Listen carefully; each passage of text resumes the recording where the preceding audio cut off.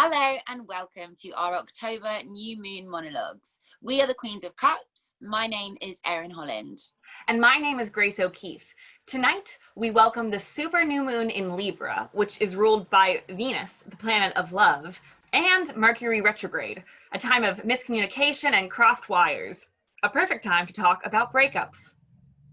Tonight's work features a range of monologues, poetry and spoken word pieces from both emerging and award-winning writers. Our playwrights and performers come from all over the world, including the UK, the US, Ireland, Australia, and New Zealand. We are so excited to share this digital collaboration of work on an international scale. We hope you enjoy. First up, we have our very own Queen of Cups, Erin Holland, performing her first ever spoken word piece, The Boy Who Cried Breakup. This one goes out to the boy who cried breakup, who continuously threatened our relationship when it was him that fucked up. And then the next day when he'd sober up, he'd be like, oh shit, hold up. I didn't say those things. That wasn't me. Please let's backspace and delete because that was just my toxic masculinity. Don't blame me. Blame the patriarchy. I'm sorry, baby. I didn't mean it, baby. Please don't leave me, baby. Remember, you're my lady. And I must be fucking crazy because I always said, okay, maybe you won't switch again. You won't call me a bitch again. We'll call this one a glitch. Again. A glitch in the matrix because we really rarely fight. And it all began so beautiful and bright on one drunken Camden night. A semi-blind date after both swiping right. You staggered and pissed and I was so high. That was the first red flag in hindsight. You waved many a red flag while I buried my head in the sand with brute force. Now reflecting on our relationship is like looking at a fucking golf course. But we really did have some amazing times. The classic romance, adventure, staring into each other's eyes. We travelled the world, climbed mountains, and together we touched the sky. But then it would all come tumbling down when you would start to patronise. Your money you would weaponise, telling me I'm stupid to ever dream or fantasise, saying I was too naive to understand that the lows came with the highs. And yet I had to compromise when you made it clear that over me, your gambling, you will always prioritise. And I must be fucking crazy because I still didn't say goodbye. I didn't say see ya when you lost your mind over my new tattoo, yelling at me like I had defiled a body that belonged to you. I didn't say adios on that beach in Spain when I asked you to take my photo and you went insane, but you took it all back on the aeroplane. Tried desperately to explain that you'd been dreaming of us in a church with a steeple, but just 24 hours before said we should see other people. I never even said that's enough in Australia when after 2 months apart I was finally reuniting with you. Into Sydney you'd just flown, but you were so pissed off that I hadn't answered my phone. So you booked yourself into a separate hotel to drink wine all alone. And then said we probably shouldn't move in together when we get back home. You disguised your volatility as spontaneity, and it all got too much for me because cut you and you bleed audacity. And so I buried myself in my writing, subconsciously awaiting your next gaslighting. For the next time that you would screw up, get pissed up, drugged up, and for the boy to cry breakup. And this time, I walked away. Giving 0 fucks. Next up, we have To Jared Phillips by TJ Lewis and performed by Luke Halpern. Dear Jared, long time no see. Oh, really? Okay. How you been? No. Ugh, delete. Ugh, this is stupid. How can I even... Ugh, this is so stressful. I'm nearly... This is... Okay.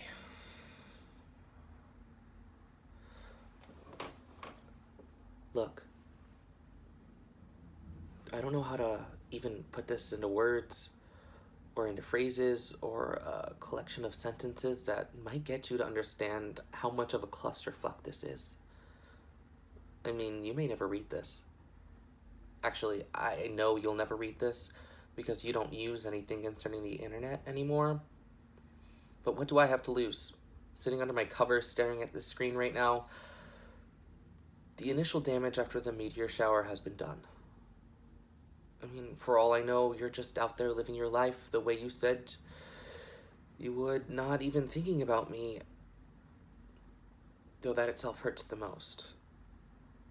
You not even thinking about me at all. Even though after 5 or some odd years since seeing your text telling me to forget you still makes me feel something. Anger, bewilderment, I don't know. So I guess here goes. Where to start? Here, I made it a list since one of your pet peeves is not having a list out. I remembered.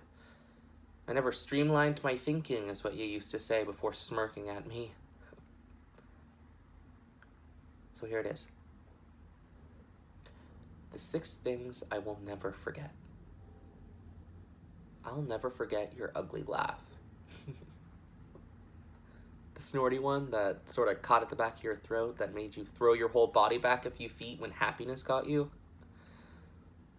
I'll never forget those text messages every night and every morning you sent for the last month of it all that were gooey and flattering, even though you knew I hated compliments or affection because I never knew how emotions worked.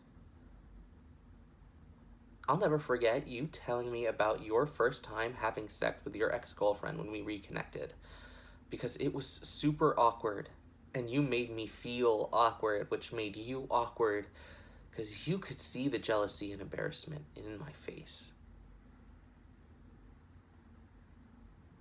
I'll never forget the first time you told me how you felt about me, because I stuttered a lot when you came out with it, and I didn't know how to handle it, and when you said you had always felt that way about me, I felt like I was gonna shit myself because I didn't know what to say back. I'll never forget how it felt when you told me you wanted to kiss me. You said you wanted to cradle my face in your hands, even though my stubble would tickle your palms.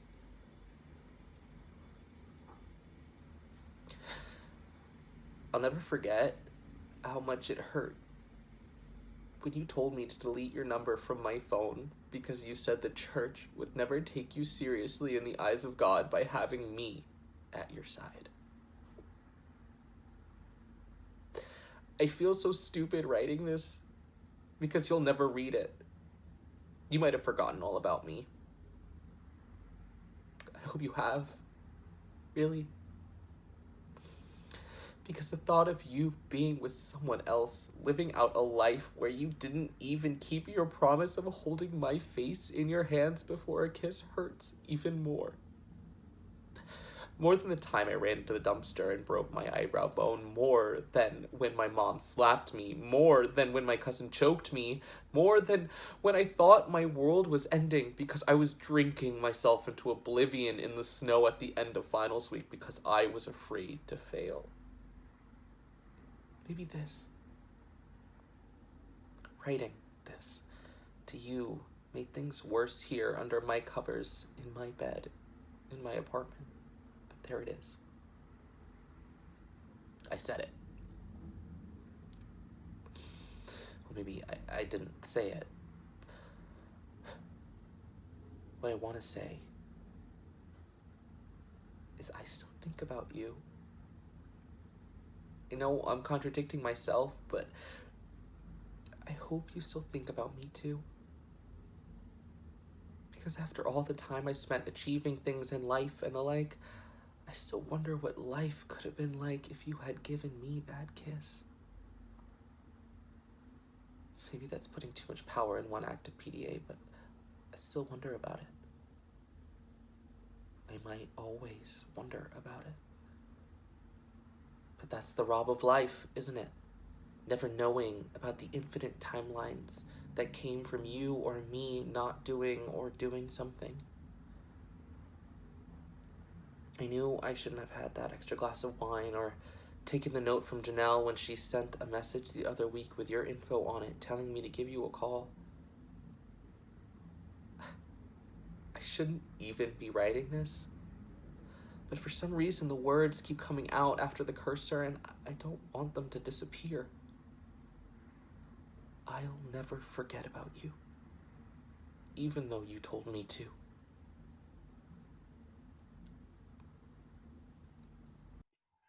Next is Abduction Again, written by Janis Butler Holm and performed by Iona Kirk.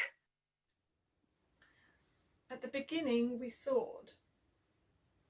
We knew the crackle of constellations, the heat of worlds unborn.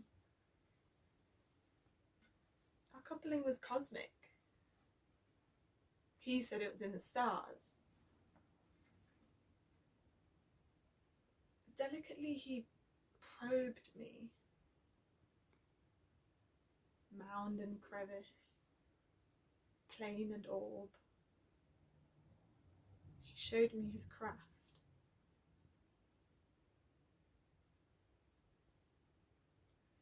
When the nights grew cooler, I should have returned to Earth. But he promised me the moon.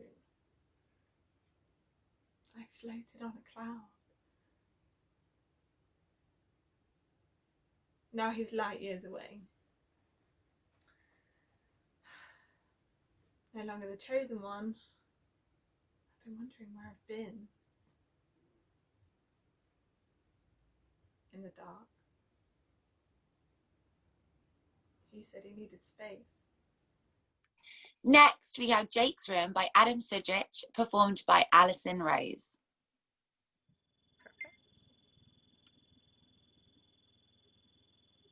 I shouldn't be here. That's what they tell me. It's unhealthy, Sarah. But in here I can love and hate and remember and forget, because everything's frozen like some display in a museum where we're both trapped in time. Back when you couldn't see the floor for his underpants and socks and, God, that teenage boy smell. And I'd yell, Jake, if you don't clean up this sty, there'll be hell to pay. But now this order, this silence, screams back at me. And sometimes it's comforting. And then there's those times it triggers this rage where I punch his pillow. They say a mother should know. Never to my face, mind you. A mother knows her son. She must have seen the signs. Surely there was the withdrawal, the hours on the computer, but what 21-year-old sits at the dinner table and tells you about his day? You think I didn't try talking to him? What did I get? A grunt, a slam of that bedroom door. Maybe I should have gone through his drawers and searched the photos on his phone, and maybe I could have helped. I could have stopped him from...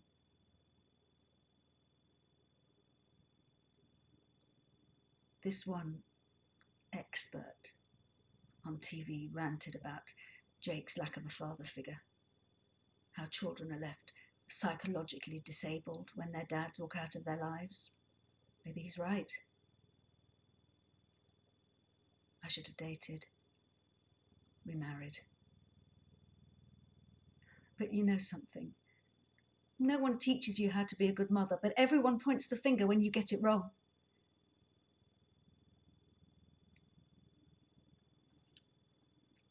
I went to court.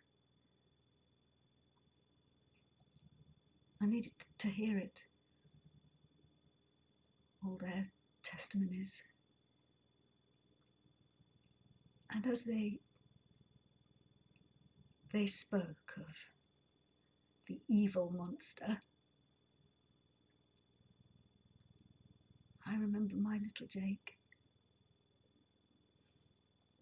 the boy who'd come to cuddle me in bed during thunderstorms, saying, "Mummy, I've come to make you feel safe."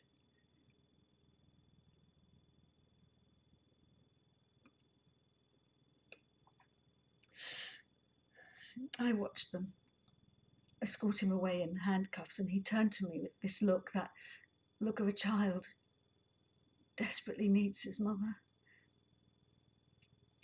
And I dropped my gaze because I can't look him in the eye and mouth those words, "I love you."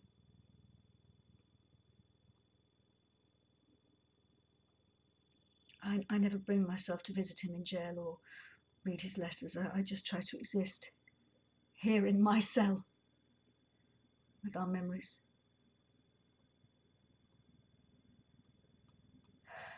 Two days ago, I answered the phone to this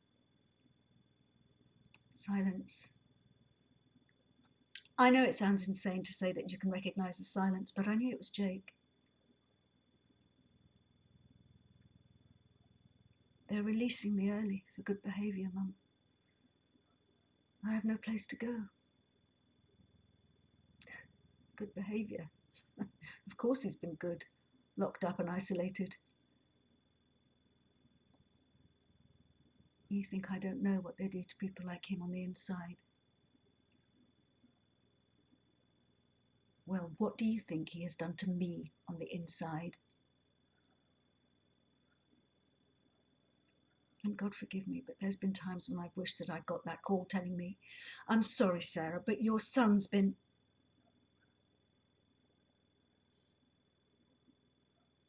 What kind of mother am I? For 7 years, I've tried to get strong, to be ready for this moment, but I'm weak. I'm weaker now than when they took him away. And I'm not ready. I'm not ready for that knock on the door. I'm not ready to unfreeze time. I'm not ready for the stares, the pointed fingers, the abuse. I'm not ready for him to never be able to get a job or a partner or a life, or for him to re-offend. I'm not ready to see the mums and dads at the school where he used to teach, for them to look at him in fear and in disgust as they grab their children's hands, quickly leading them away.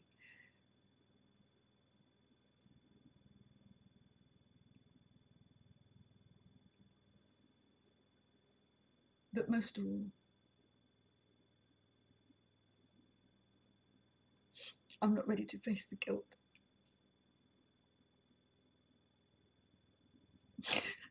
The guilt of being a terrible mother, for turning my back on him. On the phone, Jake told me how his dad would go into the bedroom after I'd fallen asleep, and I didn't know.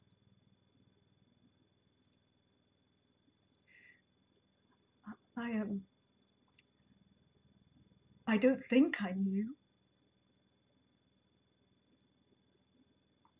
Up next, we have All the Pricks on the Bouncy Castle, written and performed by Seán Butler.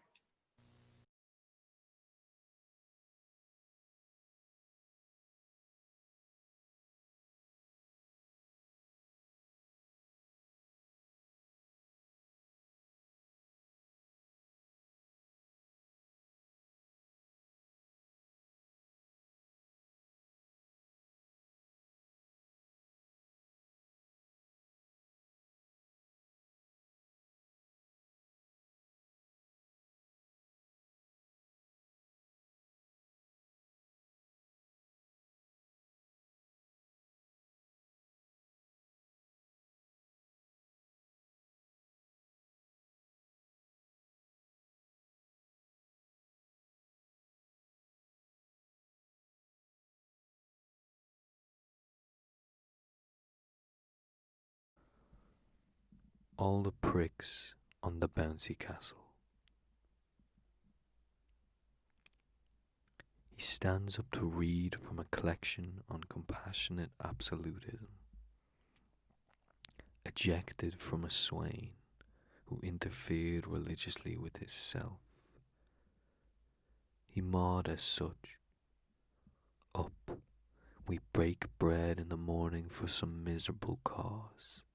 Down, enveloped by a dirty plastic glow, the usual tea spill and carillon of cutlery. Up, the cold hard bounce of custom, routine. I have forgotten your birthday, but every day is mine. I unpin the skin from my lip and roll it back. Up, I am the king of comedy. I am your Elon Jesus. Up, I will fuck you at this morning crucifixion.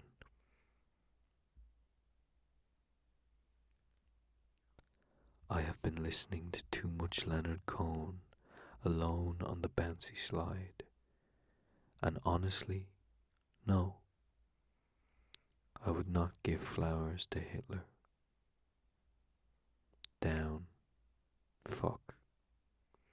I dropped the jam and my toast and the knife with the jam on it. It is Friday, though. I have forgotten your birthday. Every day is mine. Up. We stopped speaking some time ago. Over speaking. Up. Your lips have a sort of sweet sandpaper feel from all the peach loops you've been tearing through. Up. I'm just trying to eat my cereal. There are small people knocking milk from my bowl and laughing and bouncing. My Cheerios are on the fucking floor that I paid so much for in such a rush. Up.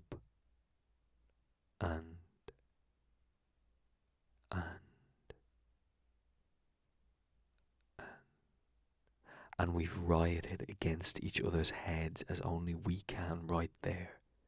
I wear that flighty flimsy party hat that is stained but holds my hair up, down. You leave. I am in love with killing fields. I curdle.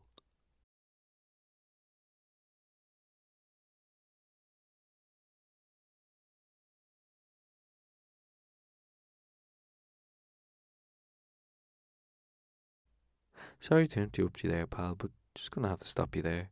What are you shouting on about here? At this point, the boys and the girls and those, all who had seeped in for a reading, had left. Quietly. Up.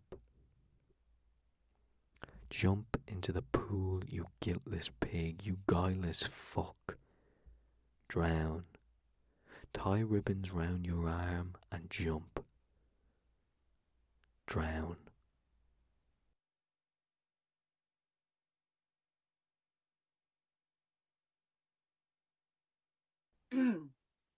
Next up, we have Bolivia, written by Dwayne Yancey and performed by Georgia Goodman.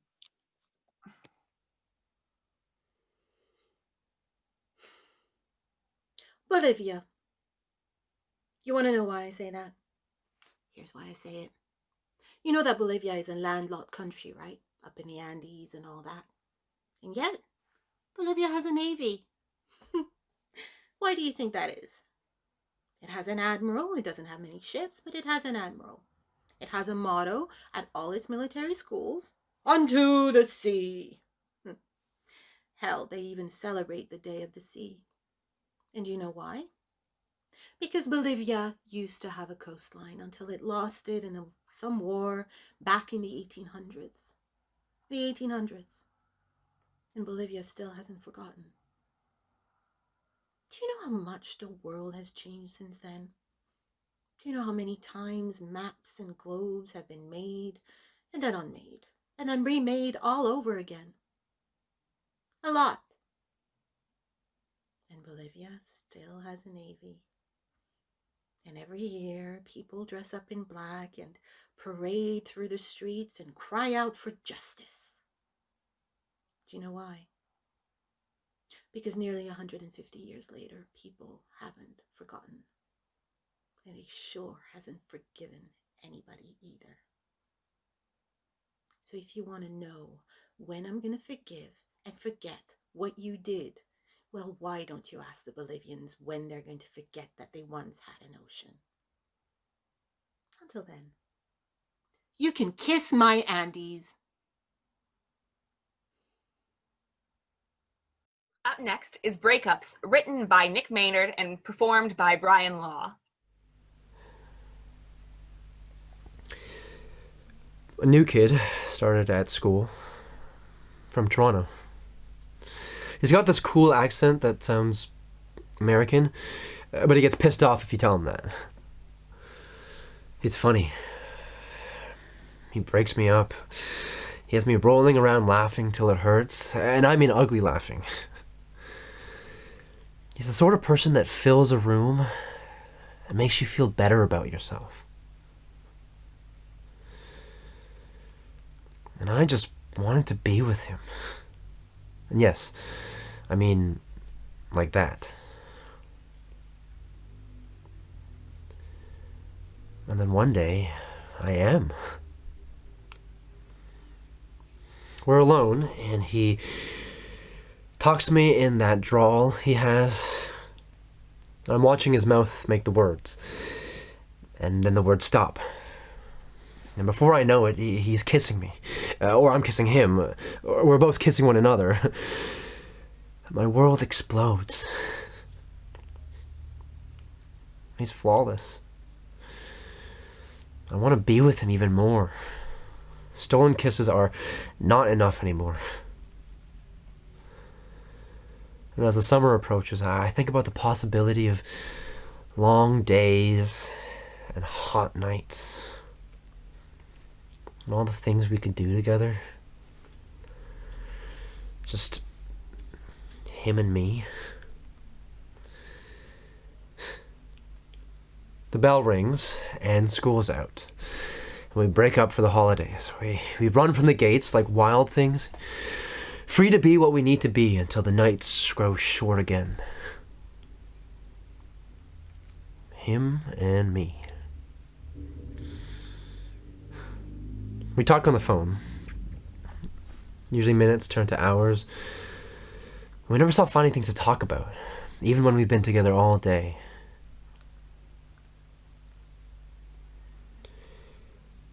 But this time, he's quiet. He's never quiet. I ask him what's wrong, and he tells me. He's going back to Toronto, and he's not coming back. I ask him when, and he says, the weekend. Why didn't you tell me sooner? Why didn't you? The line breaks up, and we break up. And I break up.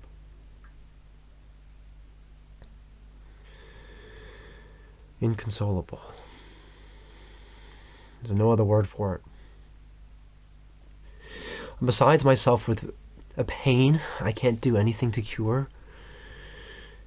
It feels like my heart is being pulled out of my chest.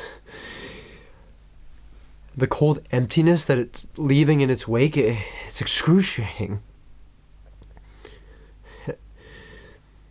And I'm alone with the knowledge that no one can ever fill that space he's leaving.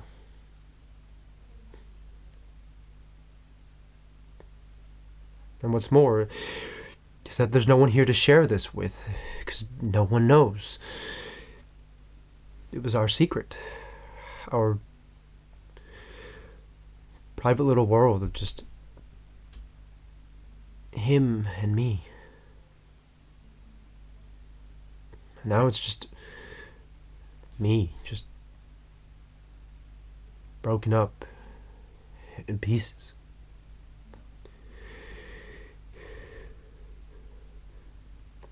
And the only person that would understand, the only person that I can talk to is the one person I can't talk to.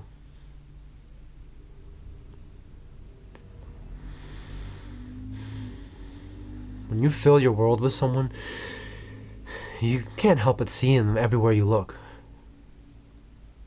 Ghosts of times past. Echoes of things said. Promises made. Unfulfilled. That's how it feels. I don't know what to do with that. I just want it to go away. For him to pack it all up and take it with him. Back to where he came from. This stupid accent and his flawless flaws.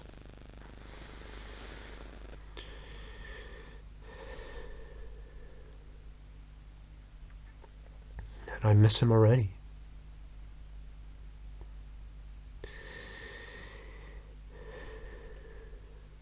I miss him so much.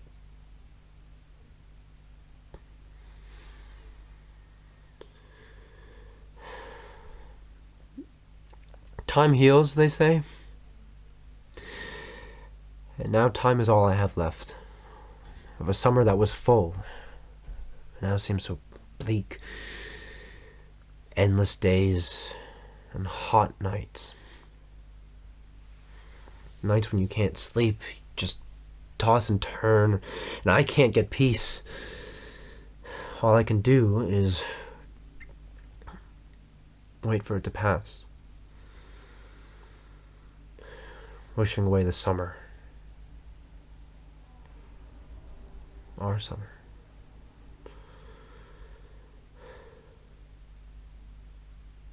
In Canada, when the ice breaks up on the water, it marks the beginning of spring. But spring's a long way off.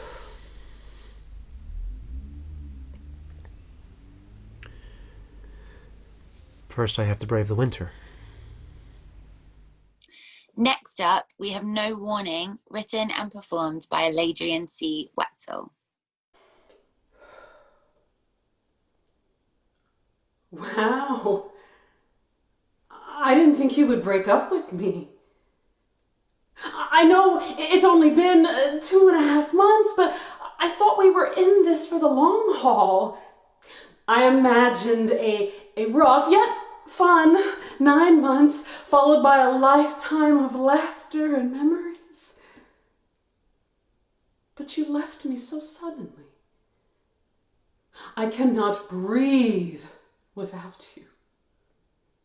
You were a part of me in this special way that I can't explain.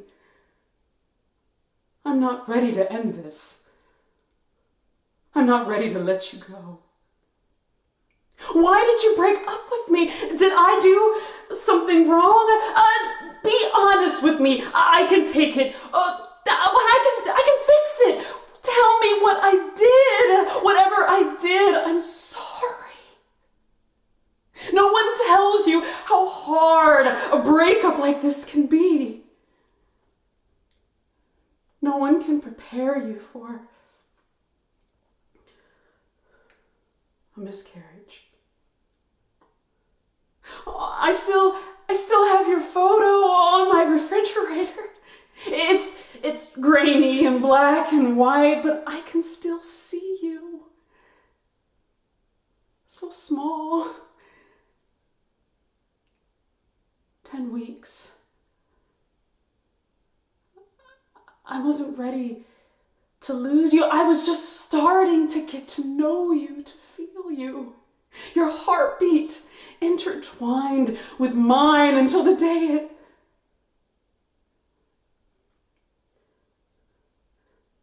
it stopped. Did you stop loving me? Everyone was so excited for us to be together. I've been trying to be in this relationship with you for 4 years. I wanted you so badly. I was willing to do anything medically possible for us to be together. I was willing to sacrifice my mind, my body, my soul, hell, even my wallet for you, because I believed in us. But apparently you didn't. Why? Won't you tell me why?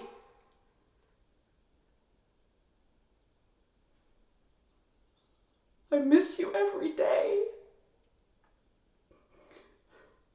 Every time I see a picture of a friend's baby on Facebook, that could have been us. But you left me. And all I have is a grainy photo, cramping and blood. The remains of you that's left behind. The physical symptoms of our breakup will disappear, but the emotional ones. How long before they disappear? Will they ever? You know what? Fuck you! I hate you! I hate how you left me feeling so empty! I have never been in this much pain before. I can't sleep. I can't eat. I can't concentrate. You had the audacity to leave me. You know what?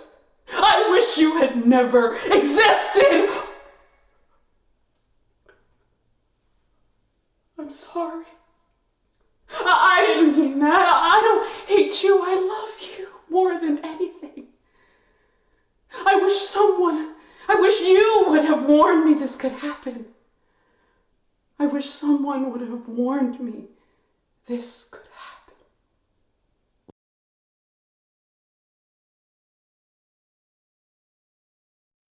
Up next is Mourning Star, written by Arlene Hutton and performed by Laurie McCants. So, Lenny, here we are. Just you and me and the ocean and old Venus winking up there. Can you see the ocean, Lenny? Can you see the stars? Can you see Venus? Hello, Venus. You know, Lenny, I was never unfaithful to you. Not for 45 years. Not once. Not even when...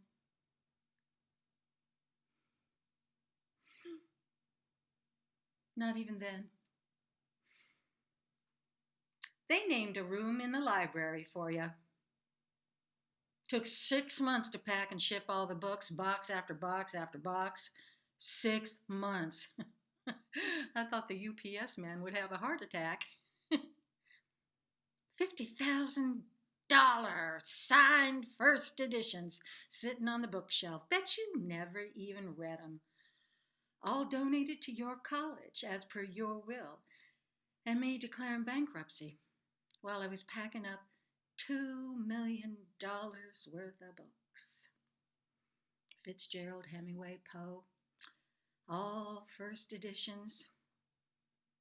You had good taste, Lenny, at least in books. A fortune. I shipped a fortune to your old college, the place where you learn to drink and party. Think any of those students are going to read your books? You didn't read them. Why should they? But I packed them all. Over 1,000 books. Shipped them UPS. A couple of boxes a day. The UPS delivery man came every day to pick up your books. Every day. For 6 months. I might as well tell you. He's here. On the cruise. The UPS man and me. You always made me feel old, Lenny. Well, now I'm 20 again. His name is John. He wears his UPS cap when he's working, so I didn't even know he was bald until our first date. We don't go to fancy restaurants like you and I did, and we have an inside cabin on Carnival instead of a suite on the QE2. But I'm finally cruising again, and we're celebrating his retirement. And let me tell you, Lenny, you missed out with your one position little blue pills, let's get it over with. Because you know what, Lenny? I'm good at blowjobs. I really am. You missed out, buddy. I don't know what you did with the girls at the office or at those conferences, but Lenny, you missed out. I'm good, Lenny. I'm really good. And we laugh. The UPS man and me, I didn't know that sex can be funny.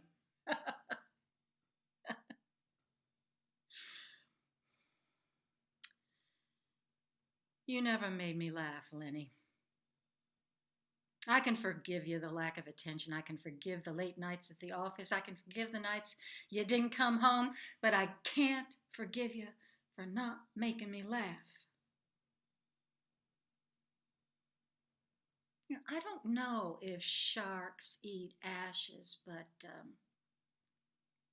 it's feeding time.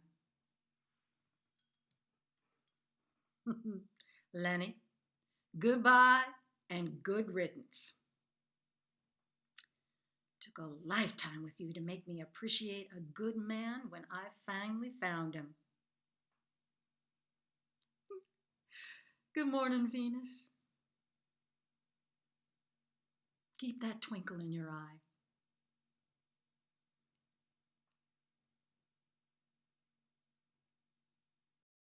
Next, we have None of Your Blarney, written by Rex McGregor and performed by Johnjoe Irwin. They say love is blind. I disagree. It's more short-sighted like. Take them romance novels, or rom-com flicks. What do they focus on? The courtship phase. Dead fierce, sure, but it's only a wee part of a relationship. In terms of time spent, it's less than 1%. Bit like coming home from a trip around the world and saying that the highlight was the drive to the airport. Diabolical. Still no, that's not the worst of it. If love shook Egypt stuck to gazing into each other's eyes, who'd give a shite? But they don't stop there. No, these feckers are mighty liberal when it comes to their vows. I'll always love you. I'll be true forever. Even though they can't see past their sweetheart's nose job, they claim to be right experts on eternity. This is the real test for myopia. Your distance vision, like. When it comes to love, hardly anyone takes the long view. Let's face it, over the course of a lifetime, even the most pathetic wanker will fall in and out of love a number of times. And people are living much longer these days, so what used to be a once-in-a-lifetime opportunity will now crops up at least twice. If we all just took a step back and considered the full range of our romantic adventures, well, maybe we'd be a bit more tolerant, like. So please, darling, what do you say? Give us another chance?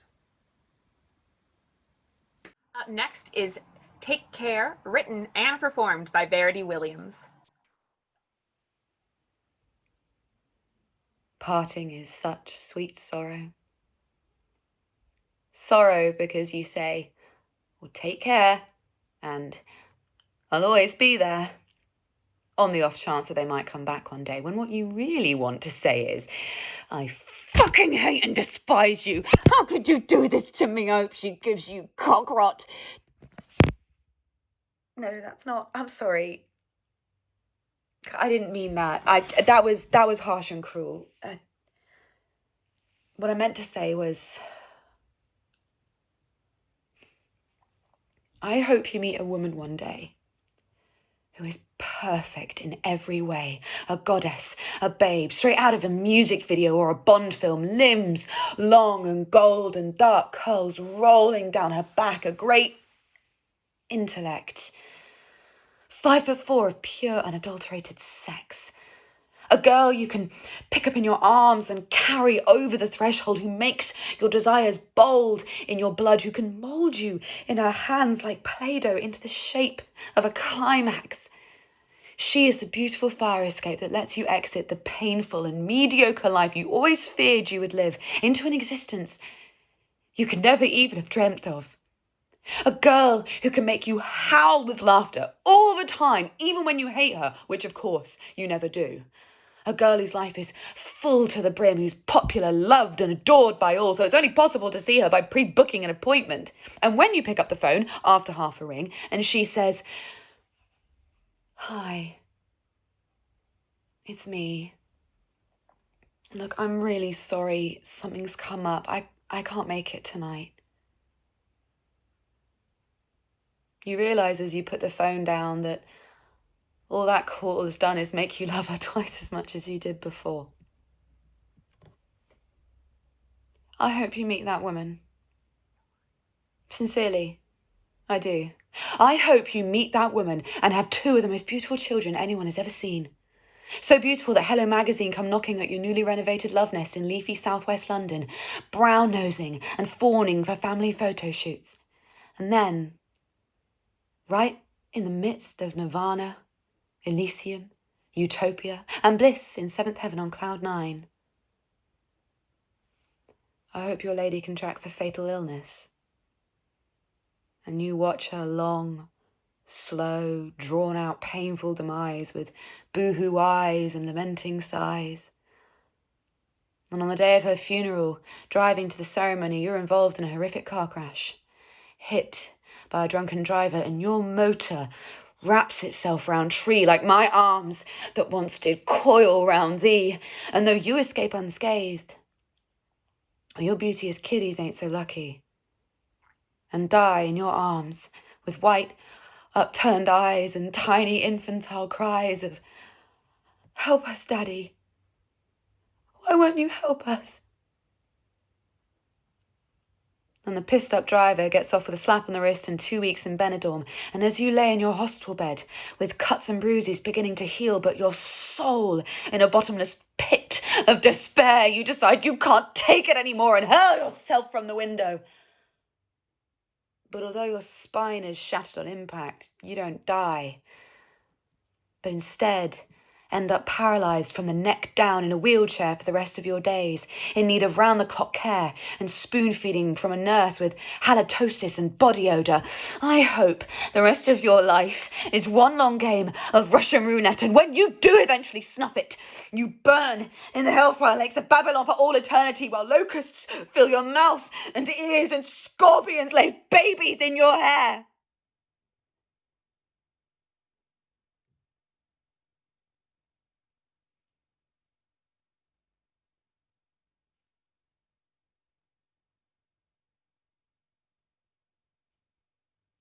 But of course, you don't say this.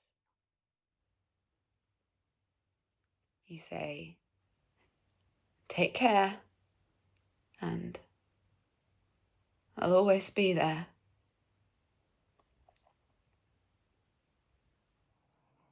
And finally, we have Moonstruck, written and performed by Lauren Jackson.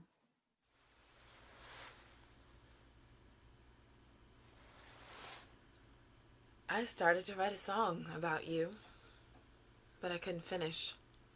Before I got to the bridge, we had reached our limit, and I could no longer traverse the divide. For a moment, I levitated. I let the whispers of your past promises envelop me like the wind. When you're at such a high elevation, just the air will keep you afloat if it's steady, if it's sure. But the wind stopped, and I fell. Moonstruck. I saw the universe in you. I swear I did. In the time it took for your dark lashes to crash against freckled eyelids, to open and rise again to the horizon like it was no big, and bang! There was light. You shine so bright, I can't deny. Light up the world for me tonight. I saw the universe in you. Spectral dust swirled in the irises of your eyes. Atoms clung together and merged, swelled into a gathering mass. In a matter of milliseconds, I witnessed the creation of a new world. You were a singularity I had stumbled upon. I had never experienced the phenomenon of a first embrace that felt like the touching of souls. You told me later that you just didn't want to let go, and I smiled into my sleep. I smiled into daybreak. I breezed through the comings and goings of the day. You shine so bright, I can't deny, I can't deny, I can't. Light up the world for me tonight, for me tonight. I was falling, spinning, cascading, careening, free-falling into the depth of you. You were inexorable. And I was too much a fool to yet question your existence. I mean, the gravitational pull was so strong. How could my hypothesis possibly be wrong? You were a singularity, and I was happy to be caught between planes. No, you were the moon. You shone in the darkness. You shine so bright, I can't deny, I can't seem to find you. It came to mind that you might have phases. My goodness gracious, you were suddenly you were brand new. You were hidden from sight. You were shrouded in darkness. The taste of your tongue lingered on my lips. Remember how we kissed you goodnight? I said to myself, there's no way but I can no longer feel. Light up the world for me tonight. Your affection waxed, then waned, with no regard to the pain that it caused.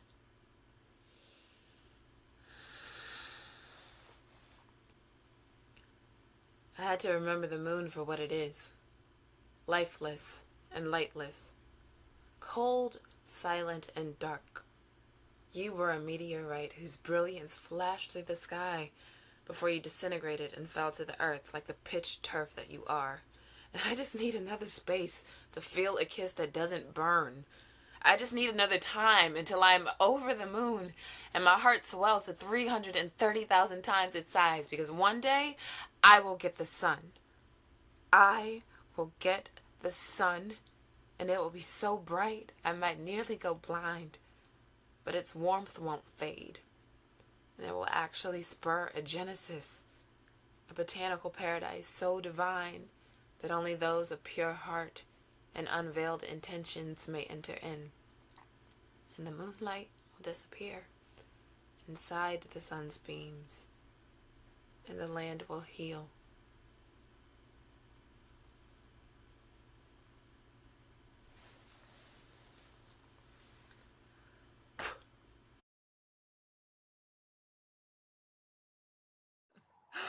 Thank you so much for joining us for this evening of new writing.